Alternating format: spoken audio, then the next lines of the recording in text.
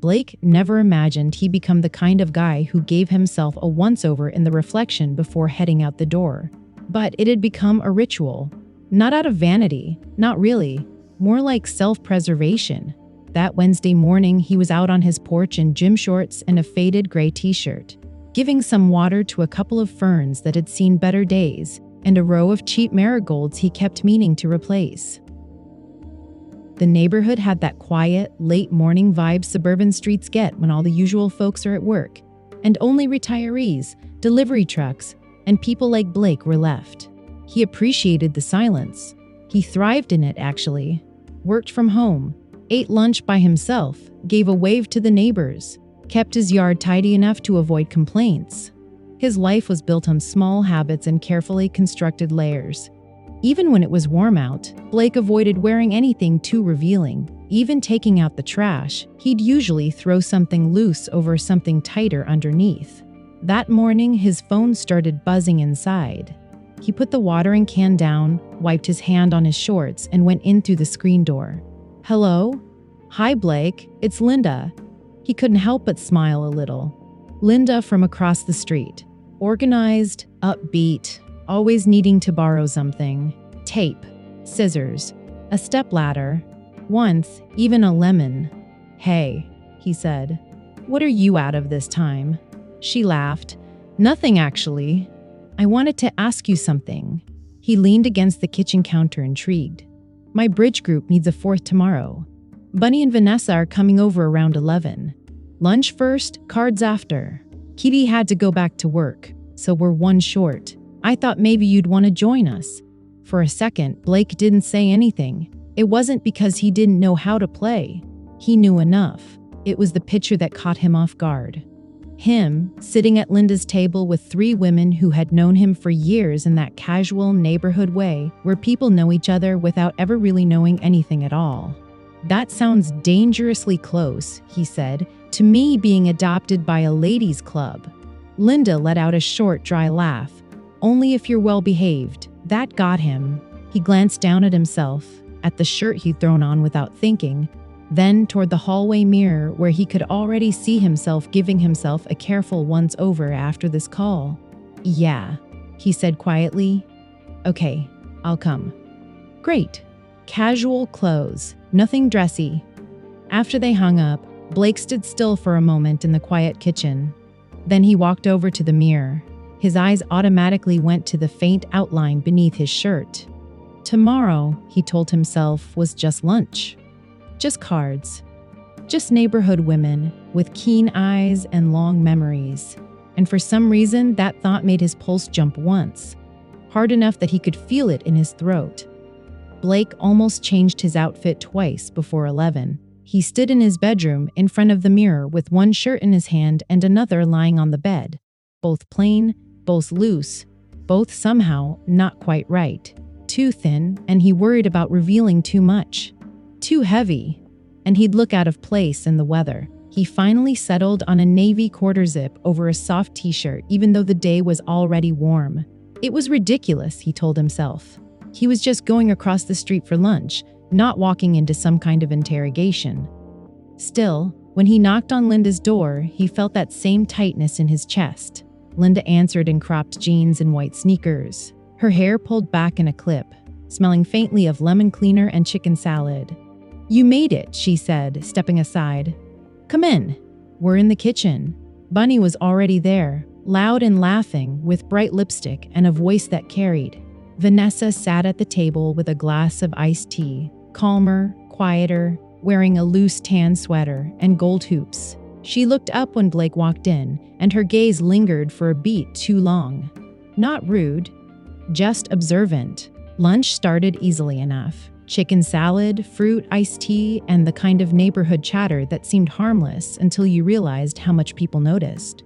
Whose son had moved back home? Who had a bad case of shingles? Who always let their dog out too early on trash day? Blake started to relax in spite of himself. That was the problem. Once he relaxed, he stopped being so careful. Linda was complaining about a bra strap that kept slipping, and Blake, without thinking, said, "That usually means the band's not doing enough. and the straps are overcompensating. The table went silent. Bunny blinked. Overcompensating? Blake reached for his tea a little too quickly. I work in apparel. You hear things. Vanessa didn't smile, but something shifted in her expression. Interest, maybe. Or recognition. They moved on to cards after lunch, and for a while, he did better than he expected. Bunny cheerfully trash-talked. Linda got competitive. Vanessa played like she did everything else, calmly and precisely. Blake found himself enjoying it, the rhythm of the women's voices around him without making him feel like an outsider. Then, halfway through a hand, Linda dropped a card. Blake bent down to pick it up.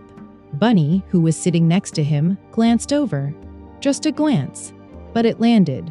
When he sat back up, she was looking at his shoulder, not his face. The conversation continued, but Blake felt a slow wave of heat creep up his neck. Bunny didn't say anything. Not then. She waited until Linda was in the kitchen and Vanessa had stepped away to take a call. Then she leaned closer, her voice low enough that it barely carried across the table.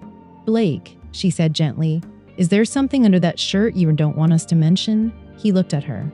And for the first time all afternoon, he had no idea what kind of woman Bunny really was. Blake didn't answer right away. Bunny stayed where she was, not smiling now, but not pressing him either. Just waiting. Up close, she smelled like powder and coffee. Her lipstick had faded a little in the center.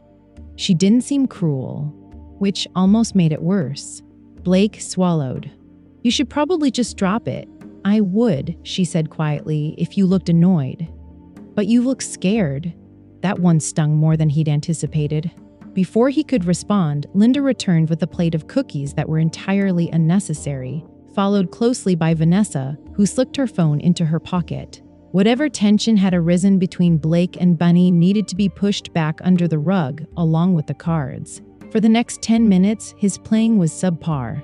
He miscounted tricks, reneged once, and laughed at inappropriate moments. The women, of course, noticed. Linda inquired if he was tired, and Blake blamed work. Nobody believed it. When the game finally concluded, Linda began clearing the dishes.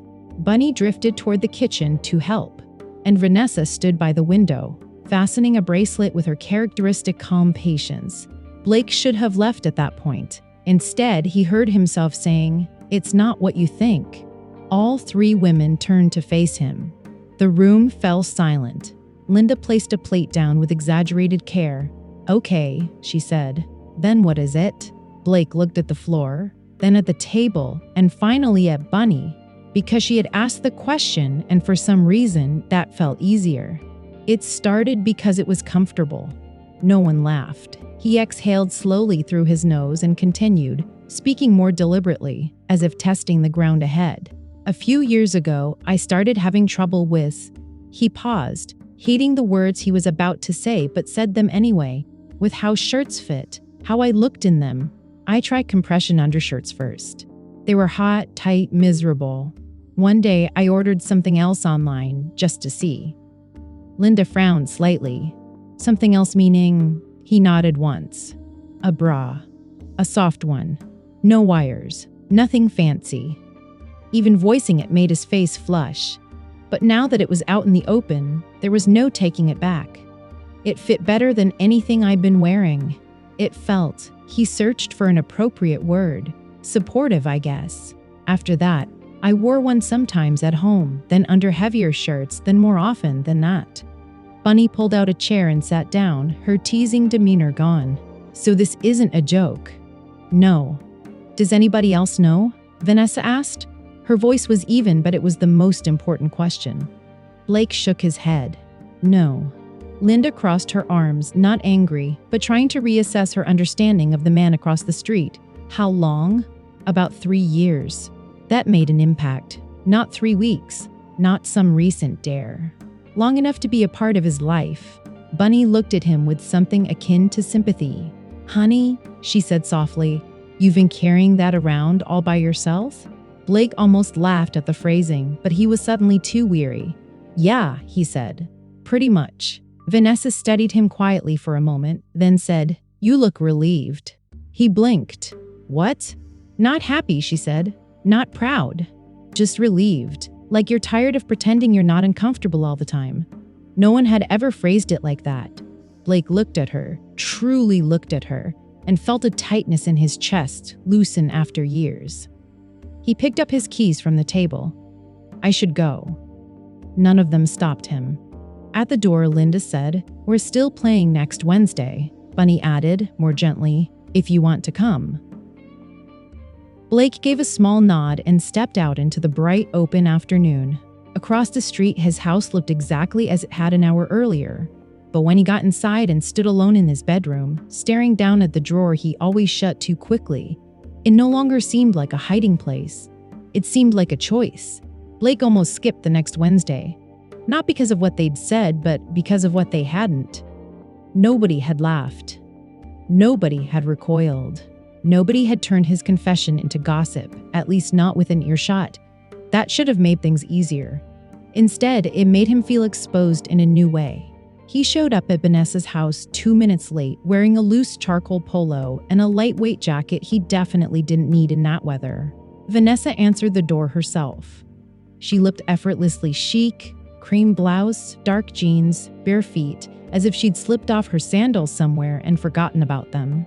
For a split second, her eyes flicked to his chest, then back to his face, not checking, just noticing. Come in, she said. That afternoon was quieter than the first one. Not awkward per se, but cautious. Linda overcompensated by talking excessively about a kitchen drawer organizer. Bunny was almost suspiciously well behaved. Vanessa mostly observed and let things unfold. By the time they'd finished lunch and started cards, Blake had relaxed enough to not hear every thump of his own heart. Then Bunny ruined it. Not cruelly. Not even loudly. They were in the midst of discussing some women's luncheon at the country club. Something with a fashion presentation and light dessert. When Bunny tossed her cards down and said, Honestly, Blake ought to come. He knows more about women's support garments than anyone at this table. Linda snorted into her tea. Blake smiled thinly. Pretty sure it says ladies only. Bunny tilted her head. Well, there are ways around that. The table went silent. Linda shot her a look. Bunny. What? Bunny said, though she knew perfectly well what. Vanessa put down her cards. Don't start unless you plan to finish the sentence. Bunny looked directly at Blake then, no longer jesting, almost inquisitive. I'm just saying, if he wanted to, we could help. Blake felt a flush creep up his neck. Help me do what? No one replied at first. Then Linda, of all people, muttered, You know what? He laughed once, a sharp, disbelieving sound. No. Bunny held up both hands. I didn't say you had to. I'm saying you'd probably do better than half the women there. That is not comforting. Linda stared down at her cards, then surprised them all by saying, She's not wrong. Blake turned to face her. Linda. What? She shot back, a bit defensive. You're the one who told us you've been hiding half your life under perfectly ordinary shirts. That's not the same as putting on the rest of it, Bunny interjected softly. He pushed his chair back a little too forcefully. I'm not doing that. Vanessa's voice cut through the air, calm and collected. Then don't. That stopped him more effectively than the others had. He looked at her, a question in his eyes. She met his gaze steadily. Nobody's turning you into a project. Sit down. So he sat. The game resumed, but the atmosphere had shifted. The idea was out in the open now, undeniable, embarrassing, and impossible to dismiss. When the afternoon finally wrapped up, Blake hung back until Linda and Bunny had already headed towards the fern walk. He was reaching for the door when Vanessa spoke from behind him. If it matters, she said, I wouldn't help you for their amusement. He turned to face her. Vanessa leaned casually against the wall, her arms folded loosely. I'd only help, she continued, if you ever wanted to explore this for yourself. Blake stared at her, speechless, and walked home with her words echoing in his mind all the way across the street. That night, he found himself standing in front of his dresser, his hand hovering over a drawer handle. And for the first time, what scared him the most wasn't the thought of being seen. It was the realization that he might actually want to be. Blake held out for 4 more days before knocking on Vanessa's door. It was a Saturday. Humid and bright, the kind of afternoon that gave the whole street an exposed feeling. He almost turned back twice as he walked up her front path. By the time she opened the door, his palms were damp with nervous sweat. Vanessa took one look at him and stepped aside as if she'd been expecting him all along. "I was just making iced teas," she said. "Want some before you completely freak out?" Blake let out a shaky breath that almost sounded like a laugh. "I'm not freaking out." Of course not. Her guest room was neat in the way the rest of her house was orderly, but not overly fussy, nothing out of place. A bed with a neatly folded quilt, a full-length mirror standing in the corner, soft yellow curtains swaying gently in the breeze from the air vent. On the bed, arranged with unnerving precision, were a cream-colored blouse, a navy skirt, and a delicate slip. Blake stopped dead in the doorway. "This was a mistake," he said softly. Vanessa didn't argue. "It still can be." He looked at the clothes again, his mind racing. Not flashy, not like a costume, just ordinary women's clothes, which somehow made it even more unsettling. Or maybe just more real. "I don't know how to do this," he confessed.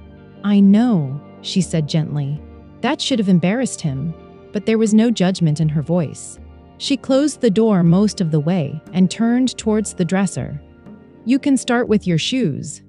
The first few minutes were a blur of hands that felt clumsy and disconnected. Untying shoelaces, unbuttoning his shirt, folding his clothes automatically, trying not to think about the tight feeling in his chest. He avoided looking at Vanessa as much as possible, but when he finally glanced up, she wasn't staring at him like he was some kind of freak. She was watching him the way someone watches another person step onto thin ice, cautiously, prepared for anything. The slip came first. Blake pulled it over his head and felt the fabric slide down his body in one smooth, silent movement. He actually froze, surprised by the sensation. Vanessa noticed. "Too much." He shook his head. "No, it was the opposite actually. It felt light. Cooler than he'd expected. Easy." The blouse took longer. The skirt even longer. Mostly because his hands were shaking as he fumbled with the zipper. Without a word, Vanessa stepped behind him and pulled it up in one fluid motion.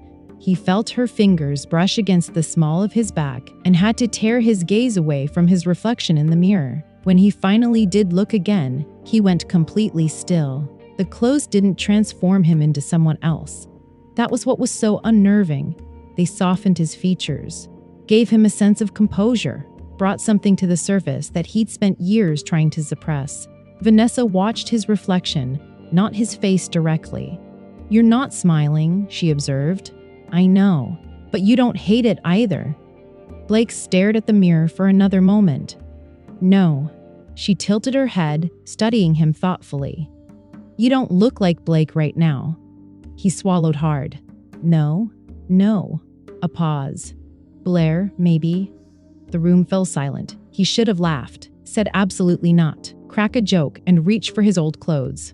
Instead, he stood there bathed in the soft yellow light, looking at the woman-shaped figure in the mirror, and felt something buried deep inside him stir to life before he could even form the words.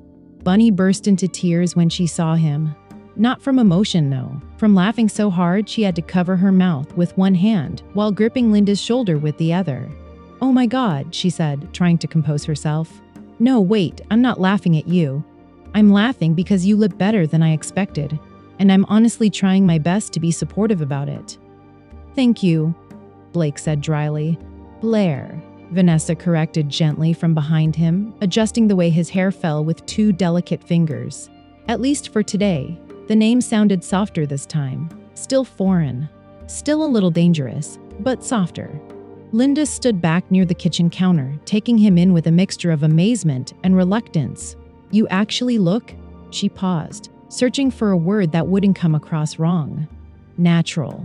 That meant more to him than Bunny's over-the-top enthusiasm. They didn't end up going to the country club. Too much, too soon. Vanessa had decided that morning that they would start with something smaller, an old department store cafe downtown, where women still met for lunch after shopping. A place where nobody would bat an eye at one more table of four unless you gave them a reason to. Even in the car, Blake was unusually quiet. He kept his knees pressed together without even thinking about it. One hand kept smoothing the skirt over his thighs every few seconds, as if the fabric might suddenly betray him if he forgot it was there. At every stoplight, he checked his reflection in the window and saw the same thing. Not perfection, not a fantasy, just an ordinary woman that most people wouldn't give a second glance. That almost made it even harder to bear. Vanessa drove, her eyes on the road ahead. Bunny's motor mouth was in overdrive because she was anxious for him. From the passenger seat, Linda kept swiveling around to tell her, relax, but her voice didn't exactly scream relaxation. When they finally parked, Blake eyed the cafe entrance and confessed, "I can't do this." Vanessa switched off the ignition. No one pressured him. "Yes, you can," she said. "You don't have to enjoy a single second. You don't even have to repeat it. All you need to do is walk from this car to that door." Blake stared down at his hands. Then, a single nod. The trek across the parking lot felt like a marathon. He was hyper-aware of everything, the gentle click of his shoes, the whisper of air against his knees, the frantic drumming of his pulse in his face.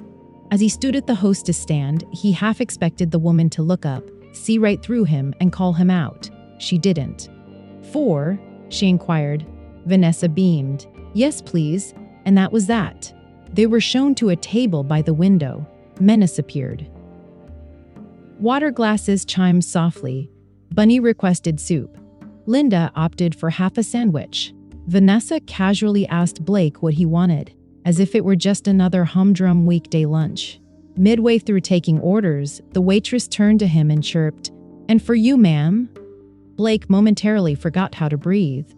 Vanessa jumped in before the silence became awkward. "She'll have the salad." The waitress nodded and walked away. A bead of silence hung over the table. Then, Bunny reached under the table and squeezed his wrist, bringing him back to earth. Blake fixed his gaze on the water glass in front of him. "She didn't know."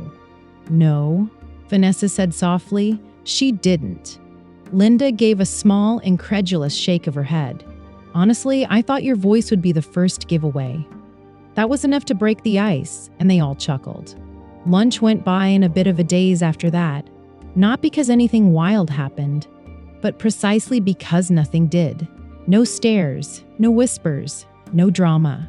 The world, unbelievably, just kept spinning. On the ride home, Bunny rambled on about pie, sale racks, and whether Blake Blair needed flashier earrings. Linda debated lipstick shades, but Blake barely registered their words. He was still caught on those 3 words. "For you, ma'am." Back at Vanessa's place, he headed straight for the guest room and shut the door behind him. He stood before the mirror for the longest time before he started changing, and as the skirt slid to the floor and he put his own clothes back on, piece by piece, a sudden, sharp pang of sadness struck his chest, almost embarrassing in its intensity. Because the worst part of the day hadn't been being seen. It was becoming Blake again. The next few days felt off-kilter no matter what he did. When Blake dressed as himself, he felt weighed down. When he considered dressing as Blair again, he felt foolish. He went about his work in a daze, answering emails, sitting through calls, microwaving soup he never finished. Twice, he found himself opening the wrong drawer in his bedroom and just standing there, his hand resting on lace and cotton, and a dull ache accompanying it. By Wednesday afternoon, he still hadn't decided if he was going to crossdress. That decision was made for him around 4 when Bunny called. "So," she said, a little too brightly, "what are we wearing tonight?" "We? Don't play coy." Linda bought a skirt she already regrets. "I'm doing my makeup properly." And Vanessa says nothing, which means she cares the most. "So, spill." Blake glanced down at his jeans. "Probably this." A pause. Then Bunny, her voice softer now. "Okay. But don't do it because you're afraid we'll laugh. We're way past that." After they hung up, he stood in the quiet house for a long time. Then Linda called, not Bunny loud, not teasing, just Linda, sounding tired. "I need to say something before tonight," she said. "I've been acting a little strange." Blake leaned against the counter. "A little?" She actually chuckled. "Fair enough. I just didn't expect you to take to it so naturally. It threw me off." "Why?" Another pause. "Because you looked comfortable, and I'm not, most of the time." Not in skirts, not in makeup, not in half the things women are supposed to make look easy. That surprised him enough to soften something in his chest. "I wasn't trying to one-up you," he said. "I know," Linda replied quietly. "That's why I'm embarrassed."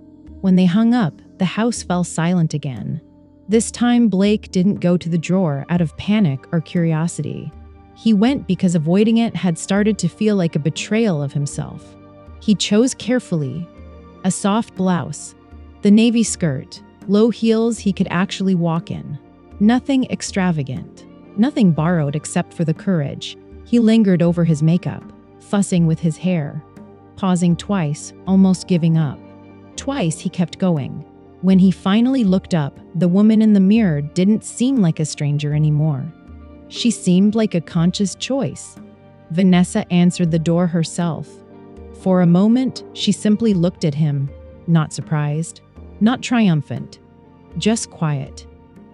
Behind her, Bunny announced, "Well, let the record show that I knew he'd crack." Linda snapped, "It's not cracking." Blake almost grinned. Vanessa stepped aside, inviting him in. "You came." He nodded. "Yeah. Not Blake, not exactly Blair, because someone else has defined her. Just the version of himself that no longer wanted to spend the whole evening wishing he'd been bold enough to knock." Vanessa's eyes scanned him one last time, then returned to his face. And the thing that got to him was that she didn't smile because he looked pretty. She smiled like he looked honest.